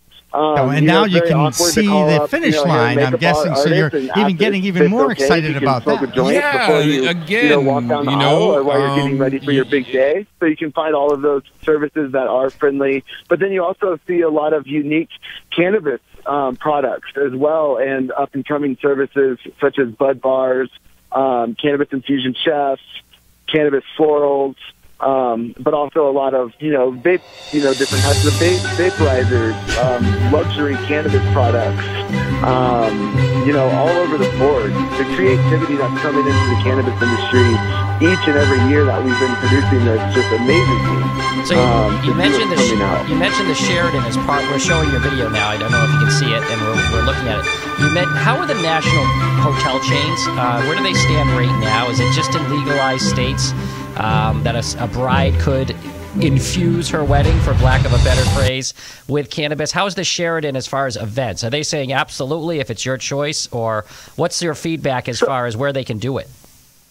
Yeah, so we, our event is non-consumption, so there's no THC consumed on site, so they're okay with us with what we're doing. I haven't had the conversation with them yet if they would allow, people to consume cannabis on site of one of their locations if it was a private event, because, the way that this works is, weddings are private events, and you are allowed to share cannabis. So a bride, could provide an ounce of cannabis to be shared within her guests. I've been at weddings, Phil, just so you know, there's been an edible bar, okay? I'm sorry.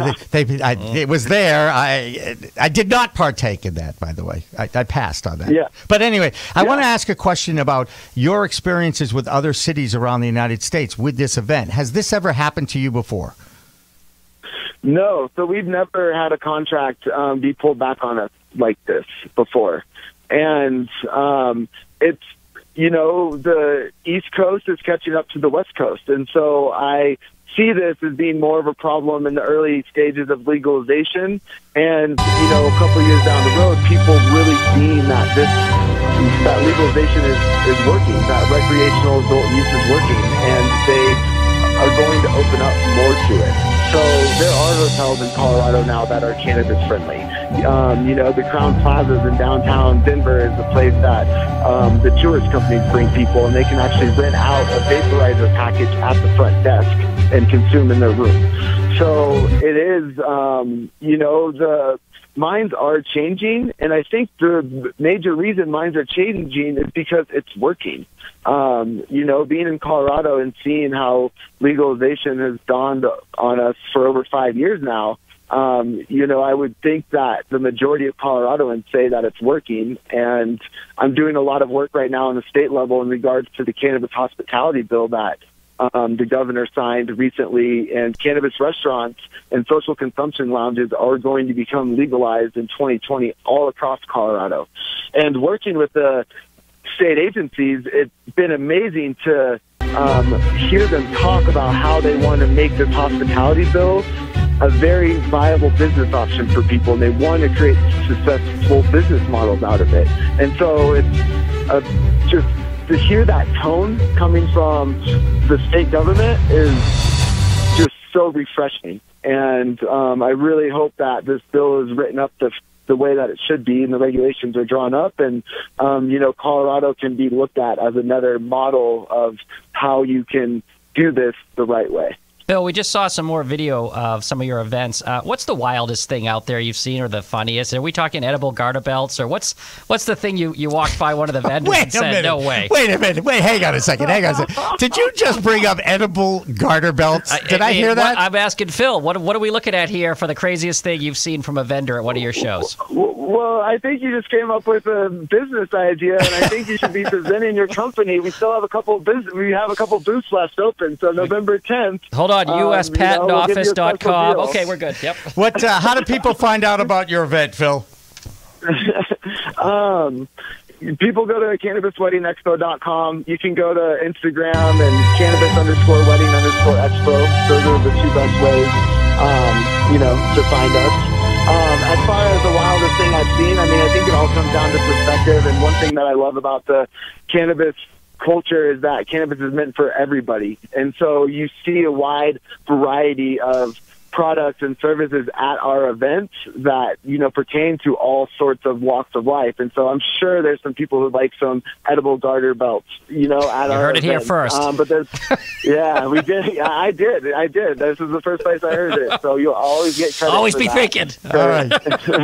All right. Phil Wolf, the co-founder and CEO of the Cannabis Wedding Expo. Thank you so much for joining us from Colorado and enlightening us a little bit about a new normal in Colorado. They've been around for 5 years of adult use rec, and now everybody's kind of accepted it, and we're still not even at a year yet. Right? I mean, November 20th. November 18th or the 20th? 18th. I think it was the 20th. 20th. I think it was the 20th. I don't know. That's when it all started, people. All right. You're actually listening and watching We Talk Live. I'm Jimmy Young. And I'm Curt Dalton. I see how quickly he picked these things up. He's like a dog. You can teach him old new tricks. It's the way you work. We zig, you zag. And we are still, we are going to have one more phone call with a chief science officer of CDX Labs. I know we're expecting that, and we'll connect with Dr. I call her Doctor, because she's got a PhD. Yes. Well, and she got a little embarrassed by it. I said, okay, so Brianna works too, Brianna Cassidy, and she is involved with CDX Labs, and someone I met earlier this week at one of the Boston Cannabis Week events. And, again, let me just tell you a little bit about her, because I know we're going to be able to get out to her. A PhD in analytical chemistry. I just stop right there. One of the smartest people I've ever met in my life. She got into conversation with another fellow scientist, and I swear, and people, look, I was a sports guy. I admit it, okay? But I did graduate from college, and I swear to God, I didn't understand, 20 words they were using. I know it is such a new world out there when it comes to the cannabis plant and how they affect the DNA of the plant. This is a living thing, and it's just amazing to me. We are having wicked smart people on tonight, so. As opposed to us. Yeah, exactly. We're just a couple of guys that like to talk sports and weed and what have you. We're going to Jamaica. I don't know what everybody else is doing. I know. All right, Brianna Cassidy, how are you? I'm doing good. How are you guys? Good. Excellent. Thank you so much. We've had an amazing show tonight. Roger Berkowitz was super with us. We've had David Rabinovitz with us. We've had Chris Liska, another chief science officer, and Jordan Tischler joined us to talk about the vaping crisis. Brianna, tell us a little bit about CDX Labs and a little bit about your analytics team, because as I read more and more about you and your incredible accomplishments, I'm more and more amazed. So tell us a little bit about what you do with the cannabis plant, because you're testing everything, right? Yeah, that's right. So we are the third-party independent testing lab that ensures products made by the marijuana establishments meet the state requirements. And we are one of 3 testing labs that are accredited and licensed to test medical cannabis, and one of only 2 in the state of Massachusetts licensed to test recreational cannabis. And on top of that, we've got the Department of Agriculture hemp license for testing everything that they need tested too. So we're very, very busy. How many tests a day that comes through the CDX Labs? How many? What kind of turnover do you have there as far as efficiency of doing tests with the different varieties you have? Oh wow, we test anywhere from 100 to 200 tests a day. Wow. And we're looking for anything from pesticides to heavy metals, and of course we're also quantifying the cannabinoids and the terpenes. So terpenes make the cannabis smell and taste like it does. And we've got 8 different tests that we do, and we test anything from suppositories to chocolate to flour. Jimmy would like to come in for the suppository test. I was waiting for that. I was waiting for that. And you set him up perfectly too, Brianna. I just want to say. So I understand that your work has resulted in 5 patents, 13 publications, over 30 scientific conference presentations, and your team has over 90 years of combined experience in analytical chemistry, toxology, and pharmacology. I'm guessing you're not talking about Antonio Brown around the office. No, we are a very big group of nerds. Nice, but that's nice. Really, I say a lot of great things about CDX, but it's the team that really makes us do what we do, and that's why we've gotten as far as we did. I've been in your lab in Salem, and you were one of the most excited scientists I've ever seen by the equipment that they had just purchased. So let me ask you, tonight has a theme of vaping, and the questions that have been asked to our science, our wicked smart people. Is it vaping or what's being vaped, and what do you have to say about what's going on? Ooh, that's a good one. It's the only good one he's asked all night, by the way. like I just want to say. thanks. But go ahead, Brianna. Yeah, there's one culprit that's been used as the scapegoat up till now, the vitamin E acetate, and that's actually what's used to get the cannabinoids in a liquid that's used in the vape itself. And we're creating a test to look for that. But, you've got a good point. You're looking at the cartridge itself. There are metals and lubricants and who knows what types of additives are there that could be working in concert with compounds that are inside the cartridge. And on top of that, you're combusting all that mixture. So you've really got a lot of variables to look at that could be causing this crisis.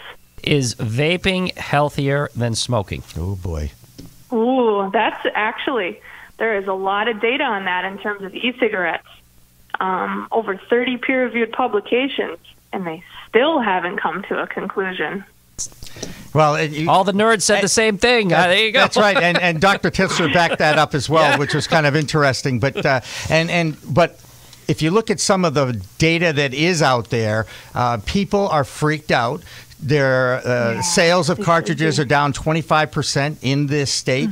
But I think I keep saying this. If you use a vape for medical purposes, as far as we know so far, everything has been safe inside a medicinal facility. It's when it goes into one of those cartridges made by a country on the other side of the world that causes an issue here. Am I accurate on that? I haven't seen any segregation of the cartridges that cause the problems being from either medical or recreational, but I would assume that that's the case just because with medical products, the testing is usually a little bit more strict. That's not the case in Massachusetts, but in other states, that is the case. So, I think that they might be a level of risk more in the rec market and even more so in the gray and the black market than in the medical market. If people like Jimmy are throwing away their vape cartridges, and as a scientist, what would you tell them? What is the safest or preferred way to consume? Yeah, that's a good one. 2 in a row. That's right. He's on a roll. It took him almost 2 hours to get to this point. Just warm it up. Well, you've already talked to a lot of smart people, so they probably helped fuel these questions. I actually didn't even ask them that. I just thought of it. So go ahead. Tell us if someone says, I don't want to vape anymore, I don't want to do it. What should they do? Right. What I would do, since these compounds can cause more acute toxicity if they're inhaled, I would ingest. And I would go with the simplest, least processed product as possible. So I would take flour and mix it in with brownies, and I would have pot brownies. There you go. I think that's what I would pick. And I will tell you this, and I'm gonna do a correction and also give them a plug again. Alternative Compassion Services down in Bridgewater, 693 Elm Street. Their brownies are supposed to be the best in the state, according to the Harvest Cup, and I think they had a competition that they won. And their chief science officer, Chris Liska, was in studio with us for a while tonight, Brianna, and everyone says that the brownies there are the best. So I'm going to give a plug out. There you go. And of course, they're not gluten free. I don't think. I think these are the real deal. These are the real deal. These are the real deal.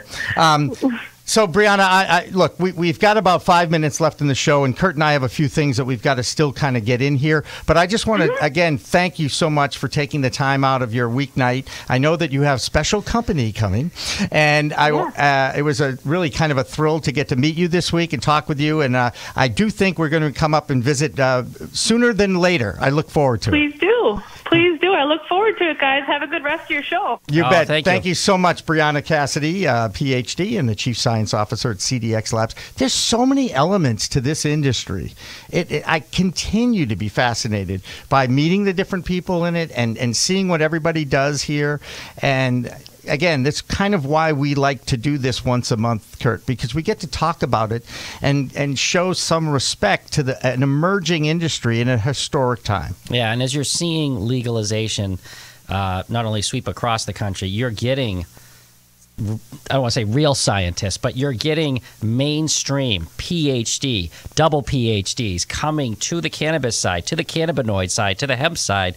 And like the people we had on tonight, it's not, back of the matchbook science here. We're talking highly educated people who are working probably at Big Pharma and having other types of jobs coming over and coming to this community, creating jobs, high-paying jobs, and creating education, which is what we need. And the federal government needs more education from people like this. You think they need the education there? Because they certainly made a few mistakes, and they are paying for it now. And, I hold the government responsible for a lot of this vaping crisis that's going on as well, because the regulations were put in place before they were thought out, before they were researched, and the illegal market has absolutely flourished because of the ineptitude of our government and even our local laws and stuff, because they still can't get it right. They're still not getting it right. Yeah, it's the arbitrage. There's so much temptation as human beings in that arbitrage to make that kind of money. The federal government was really asleep at the wheel, and there's a lot of finger pointing going around. It's the FDA, it's the DEA. Well, the FDA has to change the classification. The DEA, and people have died. People are dying now. That's right. So we need to make more things happen. Call your local Congress people wherever you are and urge them to push forward with cannabis reform at the federal level. That will be the best thing that can happen. This is going to wrap it up for our Weed Talk Live thing here. We've been doing it once a month. Yep. And I think we're going to keep it going. Absolutely. And whether you like it or not, we're going to be back here probably in a few weeks. We've got to wait to hear when this studio is available. What a cool studio. Well, let me give you a plug. We will be in Jamaica together next weekend, taping, filming. There is some funny stuff on the beach in Jamaica we're going to do. How can people who aren't watching this monthly show see your podcast, see the video we're going to do? Give them the website. Oh, it's procannabismedia.com on YouTube and Facebook, and more distribution channels coming soon. So for Curt Dalton, I'm your host, Jimmy Young. I want to thank Mike Zotos from Performer TV. As usual, he managed to get this going and rolling and streaming, and Dan French produced this, and I really thank Dan for joining our team. He's been a great addition, and I look forward to working for him and with him for a long time. Now, we're going to leave you with a really interesting music video. There are two lawyers out of Texas. They're the singing lawyers. Yep. And in Texas, Massachusetts, we're very lucky, okay? Texas is still trying to figure out hemp versus marijuana, still trying to figure out how to grow it, what to do with it. And these two lawyers put a song together, and I guess they're called the Singing Lawyers. So for everybody here, I'm Jimmy Young. Remember, it's a whole new world of weed out there. Use it responsibly. We'll see you next month, and enjoy the song. Hi kids, Hudson and Harris here. The legal definition of marijuana recently changed in the state of Texas. Marijuana used to be defined in Texas as cannabis with any amount of THC in it. But now, marijuana is defined as cannabis with a concentration of THC greater than 0.3%. In short, hemp is no longer considered a controlled substance in Texas. So if an officer finds cannabis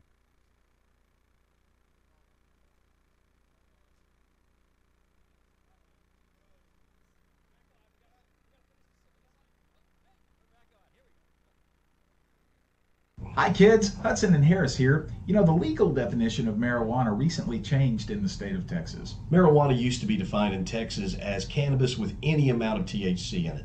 But now, marijuana is defined as cannabis with a concentration of THC greater than 0.3%. In short, hemp is no longer considered a controlled substance in Texas.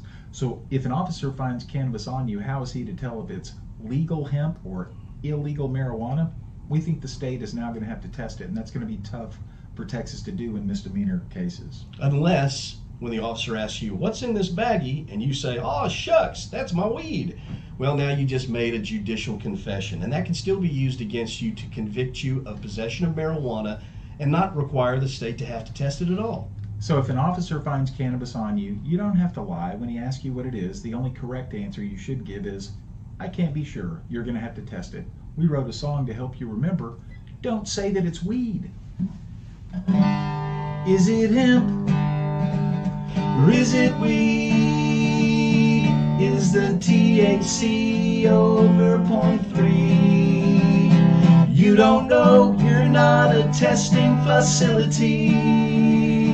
Could be hemp, unless you call it weed. Nobody knows if it's pot or if it's hemp. They've got to show the THC content. Is it pot or is it not? Is the THC a little or a lot? Nobody knows. You don't have to lie when a cop says, what's this? After all, you're not a freaking scientist. It might be hemp if you don't call it weed. They got to test it unless you can see. Nobody knows if it's pot or if it's hemp. They've got to show the THC content. Is it pot or is it not? Is the THC a little or a lot? Nobody knows. And if a cop says, tell me what this is, or you're gonna get arrested, just say, I can't be sure. You're gonna have to test it because they've got to prove it. They can't do it unless you admit it. So don't be an idiot. 'Cause nobody knows if it's pot or if it's hemp. They've got to show the THC content.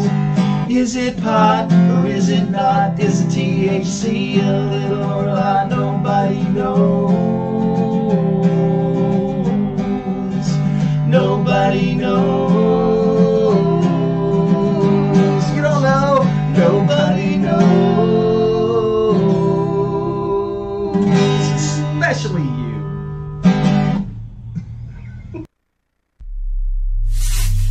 We are Pro Cannabis Media.